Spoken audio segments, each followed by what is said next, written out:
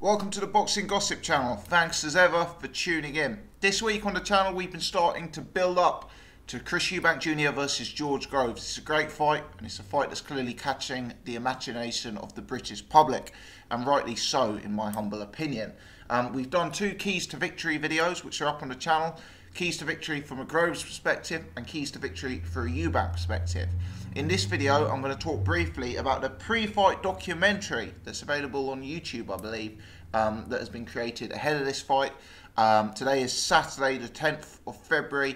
Tomorrow on Sunday the 11th, the early intention at this stage is to record the final big fight prediction, but we'll have to see if the schedule allows me to do that, but we should be able to get that up on the channel tomorrow, so you should have the final prediction 5 or 6 days ahead of the fight, which is good stuff. Right, so the pre-fight documentary. Now, first and foremost, I had to laugh because this piece of film has perhaps the least imaginative name that you could have given it, and I've already referred to it twice since I've started recording this video, and we're only 1 minute in, but I am of course referring to the title pre-fight documentary. You know, perhaps you could have gone for something a little bit more glamorous in terms of a title, but anyway, perhaps it is silly to complain about that. I was pleased to see that the parties involved in this production have made a pre-fight documentary, even if they could have given it a bit more glitzy name.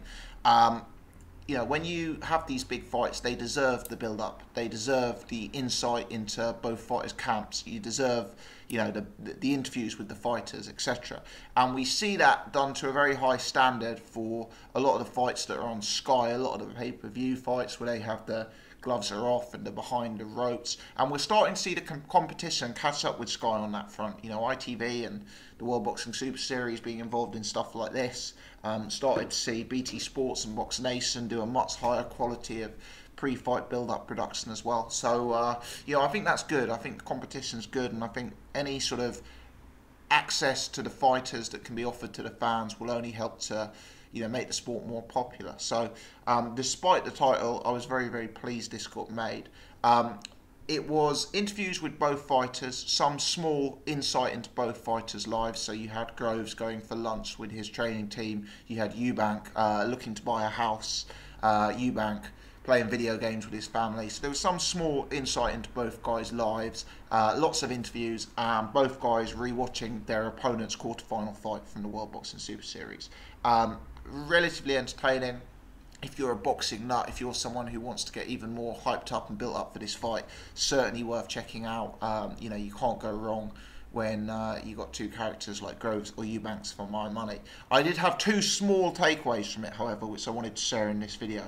Takeaway number one is something that Groves and Shane McGuigan were discussing when they were at lunch, where they were talking about the size difference that Groves will enjoy in this fight against Eubank. Now, I'm someone who talks about size on the channel. I think size does matter in the sport of boxing, and I think George Groves will have a real size advantage over Chris Eubank Jr. For me, size is only useful if it's used correctly. And I think George Groves can use his size by trying to keep reins with Chris Eubank Jr., using his increased length by keeping him at the end of the jab. You know, and kind of, when I'm talking about size for Groves, I'm talking more about length and distance and range. The issue I had with a comment made from McGuigan is that they were talking about Junior's size, and they were talking about how Groves would be a lot stronger in the clinch. Now, don't get me wrong, I appreciate that they knew this was being filmed, they knew this was being broadcast. I'm not necessarily suggesting that it gives a clear indication as to how they will approach the fight, and I'm not necessarily saying you know, that they didn't put that out there on purpose, etc., to throw out a red herring. But for me, I wonder if that's even a good thing to be putting in George Groves' head. George Groves appears like a super confident individual. He's kind of an individual who has never really taken too much responsibility for his losses, in my opinion. He blamed the first Carl Froch loss on Howard Foster. He blamed the first Badu Jack loss on Paddy Fitzpatrick. You know, he blamed the second Carl Froch loss on a freak punch that would never land again, you know, that sort of thing. So he goes into fights with a sort of extremely confident mentality and, you know, doesn't sort of question his own humanity in there. Which I get, perhaps that's a strategy. But Groves and McGuigan sitting there talking about how much stronger Groves is going to be in the clinch. It is actually a concern to me. You know, if I was involved in Groves' training camp, which obviously I'm not, far more educated people than myself are, I would be telling Groves that the last thing he wants to be doing is getting involved into a fight on the inside with Chris Eubank Jr. As I've said in my Keys to Victory videos, I believe if the fight is at range, Groves has a huge advantage. If the fight is up close, Eubank has a huge advantage. So kind of giving Groves this suggestion that he can big man and manhandle Eubank if they get into the clinch or if they get up close.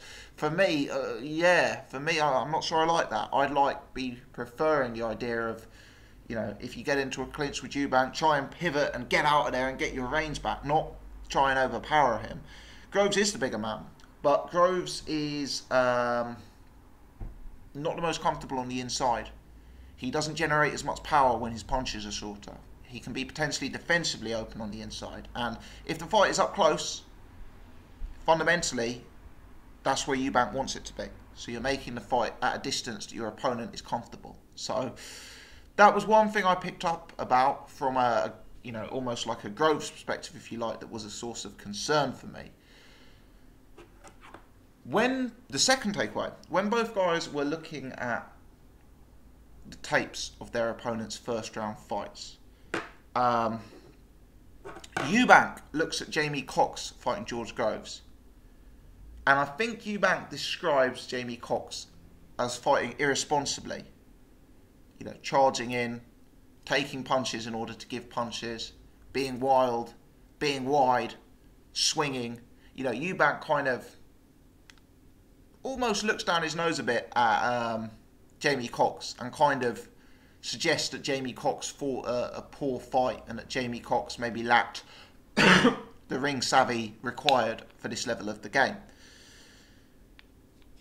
Maybe those aren't unfair comments.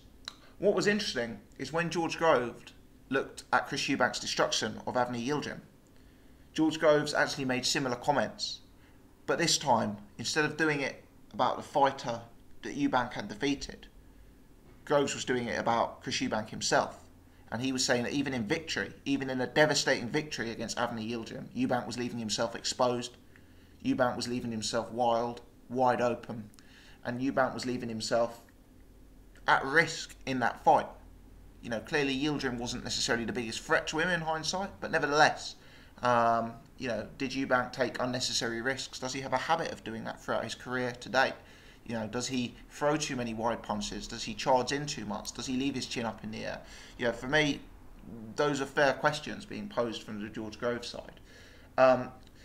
So it was interesting. You know, Eubank was so critical of Jamie Cox, but at the same time, you actually think that potentially there are some similarities in the frailties between Eubank and Cox. Now, I believe Eubank is a better fighter than Cox. I believe he's a better athlete than Cox.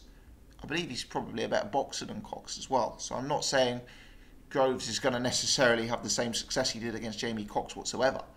But what I'm getting at is it's interesting about the two mentalities of the guys. You know, they're both so confident going into this fight. There doesn't seem to be psychological frailty from either one. You know, Eubank is happy to sit there in front of the TV cameras and, you know, talk about Jamie Cox's approach to fighting George Groves, when in many ways there are certain similarities between previous Eubanks fights and, you know, the approach that Jamie Cox adopted. Secondarily, you look at George Groves and you see him with his unshakable confidence about how much harder he hits, how much better technique he has. I just wonder if, from a Groves perspective, if too much overconfidence can be a bad thing. You know, Groves is a real A-grade fighter from distance, when he can jab, when he can move, when he can keep range.